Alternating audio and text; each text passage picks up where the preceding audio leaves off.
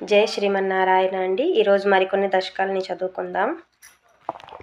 అజః సర్వేశ్వర సిద్ధః సిద్ధిః సర్వాదిరచ్యుతః వృషా కపిరమేయాత్మా సర్వయోగ వినుసృతః వసుర్వసుమనః సత్యః సమాత్మా సంమితః సమః అమోఘః పుండరీకాక్షో వృషకర్మా వృషాకృతిః రుద్రో బహుశిరా బభ్రుర్విశ్వయోనిః శ్రుతిశ్రవాः అమృతః శాశ్వతస్థాణుర్వరారోహో మహాతపాः सर्वगः सर्वविद्वानुर्विश्वक्सेनो जनार्दनः वेदो वेदविदव्यङ्गो वेदाङ्गो वेदवित्कविः लोकाध्यक्षः सुराध्यक्षो धर्माध्यक्षः कृताकृतः चतुरात्मा चतुर्व्यूहश्चतुर्ध्रंष्टश्चतुर्भुजः भ्राजिष्णुर्भोजनं भोक्ता सहिष्णुर्जगदाधिजः अनघो विजयो जेता विश्वयोनिः पुनर्वसुः उपेन्द्रो वामनः प्रांशुरमोघः सुचिरूर्जितः